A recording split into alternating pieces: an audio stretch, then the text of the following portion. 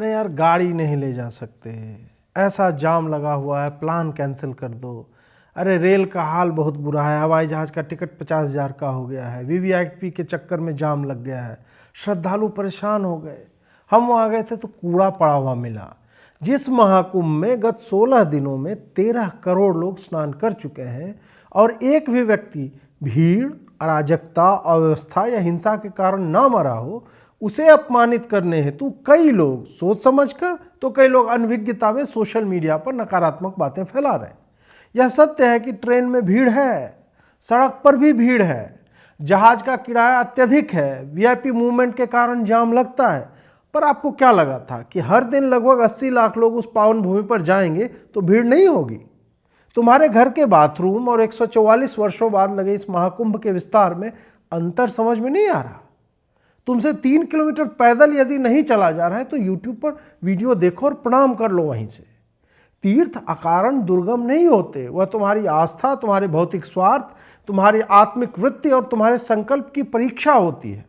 पर तुम तो वो हो जो यह सोचता है कि मेरी गाड़ी मेरे गराज से निकले और सीधे घाट पर जाए, जहां मैं सीधा गंगा जी में उतर जाऊं। तुम वो हो जो भरी जवानी में माता वैष्णो देवी के दर्शन हेतु खच्चर पर या किसी व्यक्ति की पीठ पर बैठकर जाते। तुम वो हो जो फोन खरीदने के लिए या कंसर्ट की भीड़ में पिसते हो और उस मूर्खता को सार्वजनिक करके पोस्ट करते हो और उसे अपनी उपलब्धि की तरह दिखाते हो। तुम्हारे लिए कुंभ एक बॉक्स को टिक करने जैसा है कि मैं भी गया था पर कुछ खास तो था नहीं यार वहां पे। तुम्हारे लिए कुंभ या त्रिवेणी इंस्टाग्राम की रील डालने के उद्देश्य से किया गया मनोरंजन मात्र है। तुम्हें हर वह समस्या दिखेगी जो तुम्हारे हेलो गाइस या काचा बादाम से अधिक परिश्रम करवा लेती है। हमारी समस्या यह है कि हम गंदगी, अराजकता और आलस्य के रसिक तो हैं, पर ज्यों ही हमें सुव्यवस्था की झलक मिल जाती है हमारी आशाएं बढ़ जाती है। आप शीघ्र यह भूल जाते हैं कि इसी मोदी और योगी ने आपको इस गर्त से निकाला है जहां आप सरकार से आशाएं रख पा रहे हो। यह कोई एहसान नहीं है सरकार का, क्योंकि यही उनका कार्य है। पर यदि वो ऐसा ना भी करते तो आप अराजकता को ही सत्य मानकर जीवन जी रहे होते। जहां एक दिन में इतने लोग आ रहे हैं वहां भीड़ होगी, परिचालन में समस्या दिखेगी, इस सत्य को स्वीकारिए। वीआईपी कल्चर नहीं होना चाहिए, पर क्या गृह मंत्री या प्रधानमंत्री 2 धोती और 2 तौलिया लेकर भीड़ से होते हुए चले जाए? सामान्य सी बात है कि उनकी सुरक्षा को लेकर थोड़ी असुविधा होगी ही। भीड़ में खड़े व्यक्ति से मीडिया पूछ रही कि आपको क्या लगता है, क्या लगेगा? भीड़ में घंटे भर से फंसा व्यक्ति यही कहेगा कि वीआईपी हमसे बड़े नहीं हैं, हम क्यों झेले उनके कारण। पर वही व्यक्ति किसी तरह से जान पहचान के कारण कोई पास पा जाए वीआईपी वाला, या उसे वीआईपी वाली सुविधा मिल जाए, तो एक क्षण नहीं लगाएगा उसका लाभ लेने में। ऐसा तो है नहीं कि यह कल्चर अभी आ गया है, पहले था ही नहीं। जिस देश में महाकुंभ की ट्रेन पर पत्थरबाजी हो रही है, ट्रेन पलटने के लिए सिलेंडर सरिया रखे जाते हैं, कार सेवकों को हिंदू होने के कारण जला दिया जाता है जीवित, वहां आपको ऐसा क्यों लगता है कि मोदी या अमित शाह को बिना सुरक्षा के स्नान के लिए जाना चाहिए? आप यह भी देखिए कि सबसे महत्वपूर्ण स्नान दिवस मौनी अमावस्या का है, पर उस दिन मोदी, योगी, शाह नहीं जा रहे। आपके वश में होता तो आप उसी दिन को चुनेंगे, क्योंकि ज्योतिषी आपको बताएंगे कि सर्वोत्तम दिवस वही है। प्रधानमंत्री, गृह मंत्री यदि चाहें तो किसी वैसे ही दिन जा सकते हैं, पर वो किसी सामान्य दिन जा रहे हैं, क्योंकि उन्हें भी पता है कि उनके जाने से अकारण असुविधा होती है। इसलिए थोड़ा सहन कीजिए। मैं जानता हूं कि प्रयागराज तक पहुंचना ही कितना दुष्कर रहा होगा। कोई बस से, कोई ट्रेन से, कोई पैदल, तो कोई एक शहर से दूसरे होते हुए वहां पहुंचे होंगे। सोने का, खाने का, रहने का कोई प्रबंध नहीं होगा, क्योंकि उन्हें महाकुंभ में स्नान करने के लक्ष्य के समक्ष यह सब पीड़ा बौनी प्रतीत होती है। 13 करोड़ नहा चुके हैं, सब जीवित हैं। यह प्रबंधन विश्व के लिए देखने योग्य है। 10,000 से अधिक स्वच्छता कर्मी हैं, 6-6 घंटे के शिफ्ट में कार्य कर रहे हैं। फिर भी हर दिन 80 लाख की भीड़ आएगी तो कुछ अपवाद आपको दिखेंगे। अपने व्यक्तिगत अनुभव को सार्वभौमिक सत्य मत मानिए, और यदि अनुभव खटास वाला है तब भी इस बात को समझिए कि 1-2 कटु अनुभव से पूरी व्यवस्था पर प्रश्न चिन्ह उचित नहीं है। हम जो देख रहे हैं वह हमारे जीवन काल में पुनः प्रयागराज में नहीं होगा। आने वाले 5 वर्षों में जो 2 कुंभ और होंगे उसके लिए यह एक उदाहरण होगा। इसकी धार्मिकता को समझिए और उनके हाथों में मत खेलिए जो आपकी एक असुविधा के कारण एक कथन के कारण पूरे प्रयागराज को अपमानित करने के उद्देश्य से प्रचारित करेंगे। अरे भाई, गंगा में डुबकी लेने से गरीबी दूर होती क्या? आपको खाना मिलता पेट को? देखिए, मल्लिकार्जुन जी काफी बुजुर्ग नेता हैं और कांग्रेस के अध्यक्ष भी हैं। देर सवेर उनको भी डुबकी लगाने के लिए आना है। आप देखना, जरूर आएंगे, लेकिन अपनी खींच को मिटाने के लिए कुछ तो बोलेंगे। आप देखो मल्लिकार्जुन खड़गे को, जो यह कह रहा है कि गंगा में डुबकी लगाने से गरीबी दूर नहीं होती।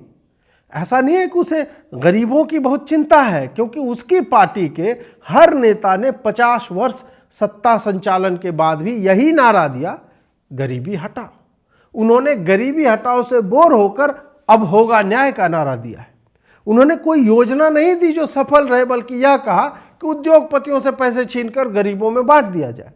जिस नेहरू के नहाने से लोग वास्तव में मरते थे, उसने कितनी गरीबी मिटा दी। अंततः वही त्रिपुंड लगाने वाला मोदी 25 करोड़ को निर्धनता के गड्ढे से बाहर निकाल पाता है। क्या इंदिरा गांधी गंगा में नहीं नहाती थी? क्या राजीव गांधी वो तो नेवी के शिप पर समुद्र में डुबकी मारा करते थे।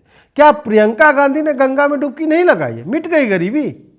खड़गे को गरीबी की चिंता नहीं है, क्योंकि वो जिस द्रव में स्वयं डुबकी मार रहा है वो किस घर की नाली से निकलता है सब जानते हैं। उसकी अपनी गरीबी तो चाटुकारिता से ही मिटी है, तो उसे यह लगता है कि उसकी मालकिन के घर के आगे उसकी तरह बाकी भी दुम क्यों नहीं लाते। तो भाई, कुत्ते और नेता में अंतर होता है। अपनी योग्यता से यदि आप नेता बनते हैं तो आप गंगा भी नहाते हो, कुंभ भी करवाते हो। जबकि आपकी योग्यता केवल चाटुकारिता हो तो आपका नेता आपकी सूट पर नाक का मैल ऐसे निकाल के पोंछ देता है और आप उसे फ्रेम करा कर रख लेते हो कि मेरे मालिक ने पोंछने के लिए मेरा सूट चुना। इनकी ऐसी सोच इस कारण है कि जातिगत जनगणना की सीढ़ी से चढ़कर अपनी ब्रांडिंग तलाशने वालों को कुंभ में जातियां खोजे नहीं मिलती। अयोध्या जीतने पर मदांध होने वालों को कुंभ में नहाने के लिए संगम तट पर आना पड़ता है। कुंभ की चर्चा हो रही है और उस ऊर्जा क्षेत्र का मानसिक प्रभाव हिंदुओं पर होगा। 40 करोड़ के नहाने की बात है और सब भाजपा समर्थक नहीं है। भाजपा को 24 करोड़ वोट ही मिले थे इस बार के चुनाव में। सारे लोग कुंभ नहाने भी नहीं जा रहे। 40 करोड़ में यदि 20 करोड़ भी यूनिक विजिटर होंगे तब भी यह आंकड़ा इतना बड़ा है कि इसका प्रभाव हर श्रद्धालु के हृदय में लंबे समय तक रहेगा। यह उनके जीवन का एक ऐसा अनुभव होगा जो उन्हें हिंदुत्व के निकट लाएगा। वो यह समझ पाएंगे कि जाति व्यक्तिगत अनुष्ठान के लिए आवश्यक है और हिंदुत्व जीवन और धर्म के लिए। वो यह देख पाएंगे कि जिस विभाजन की अग्नि में नेता उन्हें हर दिन ढकेलते हैं वो घाटों पर नहीं है। घाट पर जाटव और ब्राह्मण एक है, वाल्मीकि और राजपूत एक है, भूमिहार और माली एक है। यह मेला है हिंदुओं का, यह कोई जातिगत महासभा नहीं है। आपको आपका धर्म स्वयं में समाहित कर लेता है। आपका धर्म यहां आपको बुलाता है, आपकी राजनीति नहीं बुलाती। धर्म सर्वोपरि हो जाता है, राजनीति पीछे छूट जाती है। इसलिए आपको खड़गे जैसे विषैले नेता अपनी जिह्वा से आग लगाते दिखते हैं। उनका लक्ष्य आपकी एकता को खंडित करना है। लाओ दो, मैं सिक्के को नोट में कन्वर्ट करके दे रही हूँ, जल्दी लाओ। सिक्के हैं आपके पास तो मैं नोट में कन्वर्ट करके दे रही हूँ 2 मिनट के अंदर। मैं आप थोड़ा हटा के दिखा सकते हो? थोड़ा हटा के देखने वाला किसी का औकात नहीं जिसको हम खोल दे बांध दे। बार बार पेड़ मट्टी नहीं रखे हैं जो मट्टी कोड़ के हटा दें फिर उसको लगा दें। तो हमारा बस तो हमें चले। कौन सा आप लोग जो है भजन करते हैं भगवान का, क्या गीत दिखाएंगे? चलो 35 साल पहले ही कार खरीदे थे, कितना रुपए का? अब लैंड करेगा महाराज जी, मतलब इसमें अंत में मैं उन लोगों से पुनः एक आग्रह करने जा रहा हूं जो महाकुंभ के विस्तार को अपने मटकी भर के ज्ञान की सीमा में बांधने हेतु विचित्र और अनर्गल प्रलाप करते दिखते हैं। आप महाकुंभ में खुले और रिक्त भाव से जाएं, वहां वमन के लिए नहीं, ग्रहण करने के भाव से जाएं। पत्रकारों और यूट्यूबरों से आग्रह है कि महाकुंभ को अपनी नीचता के स्तर पर मत खींचो। महाकुंभ मेला लाइक, फॉलो और व्यूज के लिए नहीं है। बाबाओं को अपनी दृष्टि के सामान्य और असामान्य, नॉर्मल और एबनॉर्मल के वृत्त में मत बांधो। उनकी साधना या संकल्प का बाह्यावरण तुम्हें विचित्र लग सकता है, पर उनके लिए वह जीवन भर की पूंजी है। बाबा मूर्ख नहीं होते। जैसे आर्ट्स के छात्र को साइंस वाला क्वाड्रेटिक इक्वेशन पूछकर उपहास करने पर स्वयं ही मूर्ख माना जाएगा, वैसे ही ईश्वरीय साधना करने वालों को अपनी लौकिक दृष्टि से देखकर व्यंग्य, अपमान या उपेक्षा का भाव रखना तुम्हारी नीचता है। जिज्ञासा है तो विनम्र बनो। तुम्हारी दुनिया फोन में समाहित है, उनके लिए उसका कोई महत्व नहीं है। वो यदि तुम्हें ठग दिखते हैं तो तब तक चुप रहो जब तक उन्होंने तुम्हें व्यक्तिगत रूप से ना ठगा हो। मानवता की भलाई के भाव से स्वयं को ज्ञान के पहाड़ पर खड़े कर लेना वस्तुतः तुम्हारी नीचता है, जो तुम्हें महाकुंभ तक तो ले आया परंतु तुम्हारे मानसिक स्तर को नहीं बढ़ा सका। बात यह है कि हम अपने पूर्वग्रहों को हाइपोथेसिस मानकर ऐसी जगहों पर उनके सत्यापन के लिए जाते हैं कि चलो बाबाओं को एक्सपोज कर देते हैं। तुम उन्हें क्या एक्सपोज करोगे जिन्होंने जीवन में कभी कुछ छुपाया ही नहीं। अपने अधम आचरण पर लगाम लगाओ, वरना तुम्हारी गति ऐसी विकट होगी कि तुम्हारे परिजन सोचेंगे कि इसका दोष क्या था और उन्हें समझ में नहीं आएगा। मित्रों, यह महाकुंभ है, यह हिंदुओं के महामिलन की बेला है। यह हिंदुओं को यह भान कराने के लिए है कि हम अपनी राजनीति, सामाजिकता, पहचानों, संस्कृतियों, पहनावे और भोजन की दृष्टि से अलग दिखते हों, पर हैं सब एक ही परमपिता और जगत जननी की संतान। हम एक ही परिवार हैं। विश्व का सबसे बड़ा मेला है यह। थोड़ा 19-20 तो लगा रहता है, वहां पहुंच भी गए तब भी पुण्य है। यह आपके लिए गौरव का क्षण है। छोटी असुविधाओं को क्षणिक मानकर बड़े लक्ष्य की ओर देखिए। सरकार ने हर वह यत्न किया है जो किया जाना चाहिए।